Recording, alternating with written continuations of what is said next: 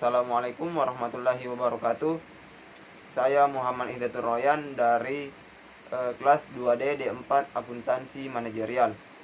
Pada video kali ini saya akan membahas materi terkait dengan modal saham, laba ditahan, dan dividen. Tidak perlu berlama-lama lagi, langsung saja kita ke materinya. Modal saham, laba ditahan, dan dividen. Yang pertama, modal saham. Adapun pengertian modal saham. Saham dapat didefinisikan sebagai tanda penyertaan atau kepemilikan seseorang atau badan dalam suatu perusahaan atau perseroan terbatas. Wujud saham adalah selembar kertas yang menerangkan bahwa pemilik kertas tersebut adalah pemilik perusahaan yang menerbitkan surat berharga tersebut.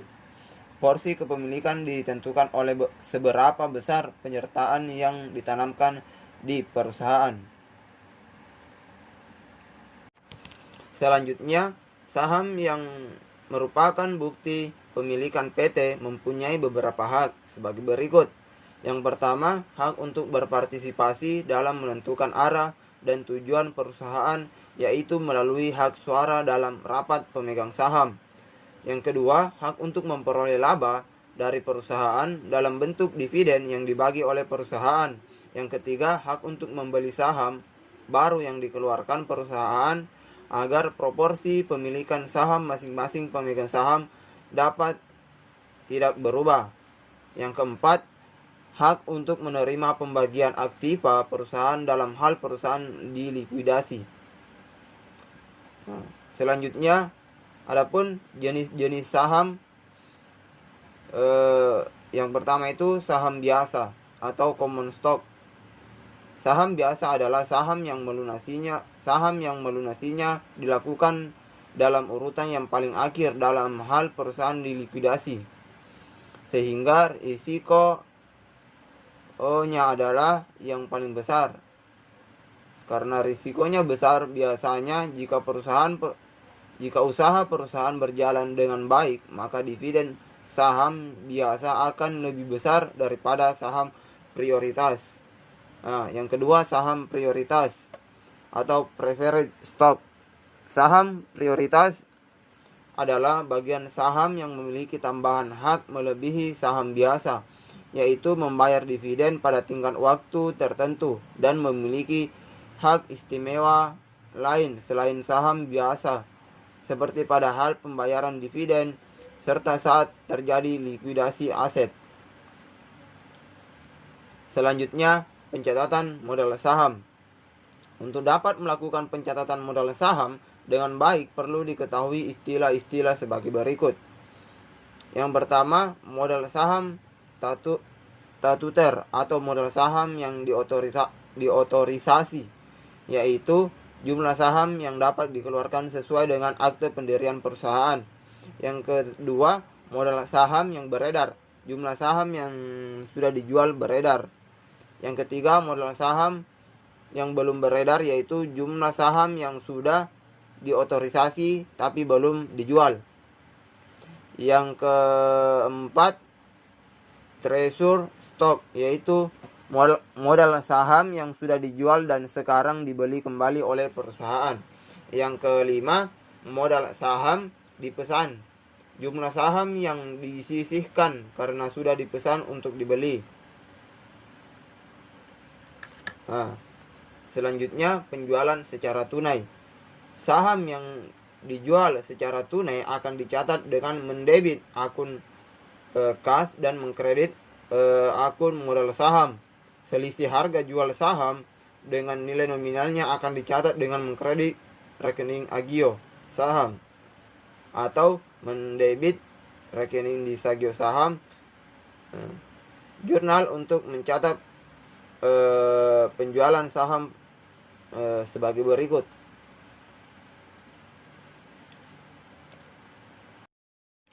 Selanjutnya, pesanan saham. Bila perseroan yang akan mengeluarkan saham menerima pesanan saham, maka pesanan tersebut dicatat dengan mendebit suatu rekening piutang yang disebut piutang pesanan saham. Rekening yang harus dikredit bukan modal saham, melainkan rekening saham biasa dipesan yang merupakan rekening sementara. Ya. Setelah melakukan pembayaran atas pesanan saham yang diterima dan saham telah dikeluarkan, maka perseroan akan mendebet rekening sementara yaitu saham biasa dipesan dan mengkredit rekening saham biasa. Selanjutnya, saham yang diperoleh kembali, treasure stock. Apabila suatu perseroan membeli kembali saham-sahamnya yang telah beredar tetapi tidak bermaksud menghentikan sahamnya tersebut, maka saham ini disebut saham diperoleh kembali atau treasure stock. Apabila saham dibeli oleh perusahaan, maka akan menjadi pengurangan modal pemilik. Saham yang berada di tangan perseroan atau perusahaan tidak memiliki hak suara.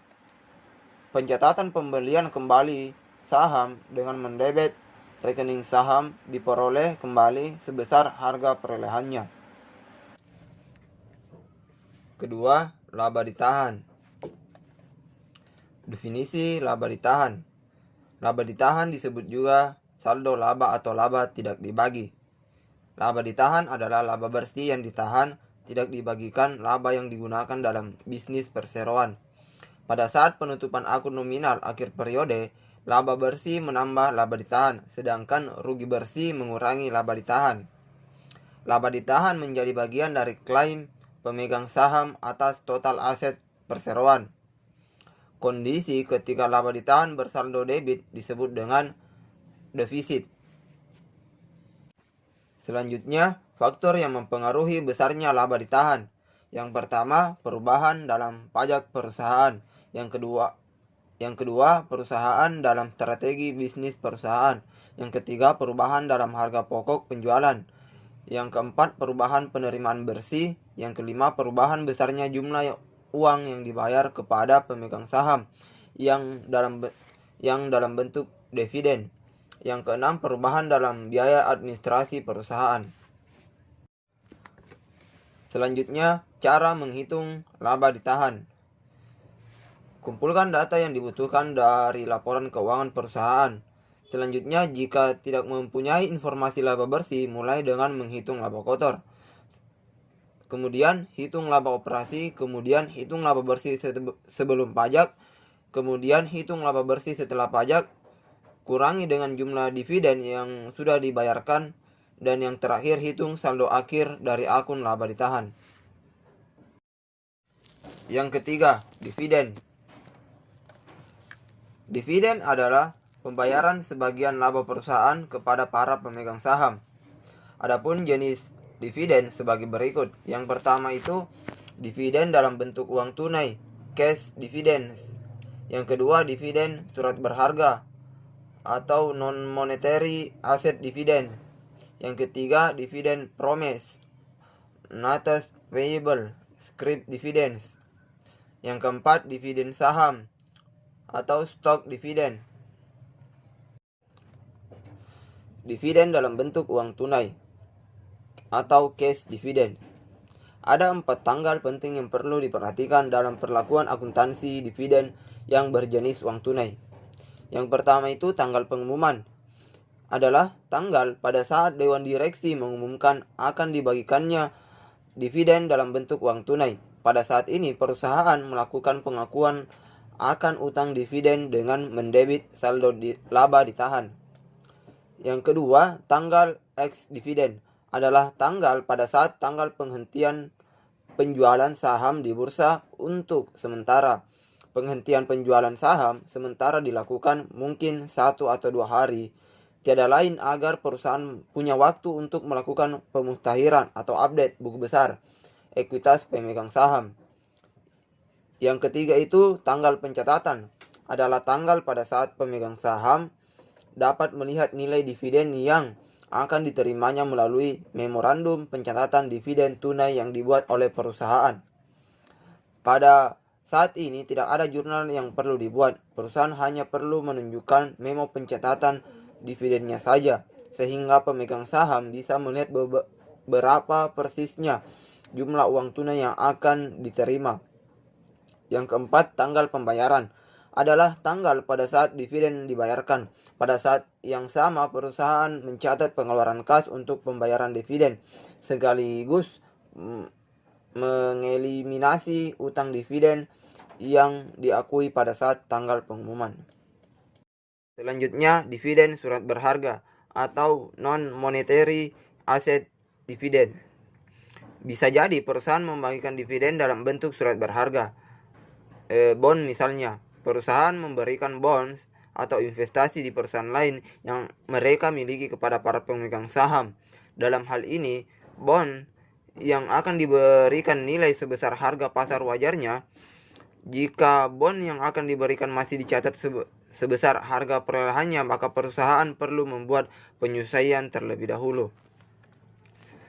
Selanjutnya, dividen promise atau scrip dividends. Ada keadaan di mana perusahaan memiliki akumulasi laba ditahan yang sesungguhnya sudah memungkinkan untuk membagikan dividen bagi para pemegang sahamnya. Akan tetapi, jumlah uang tunainya tidak mencukupi. Alternatif yang bisa diambil jika membagi dividen adalah dengan menerbitkan promise atau janji membayar di kemudian hari. Dividen semacam ini disebut dengan scrip dividen. Selanjutnya, dividen saham atau stock dividen. Selain pembagian dividen dalam bentuk surat berharga, alternatif yang paling sering dilakukan adalah dividen dalam bentuk saham. Bila perusahaan kekurangan likuiditas atau kas, pembagian dividen jenis stok biasanya diberikan secara merata bagi semua pemegang saham. Pembagian dividen saham sesungguhnya tidak menyebabkan kekayaan perusahaan berkurang. Nilai aset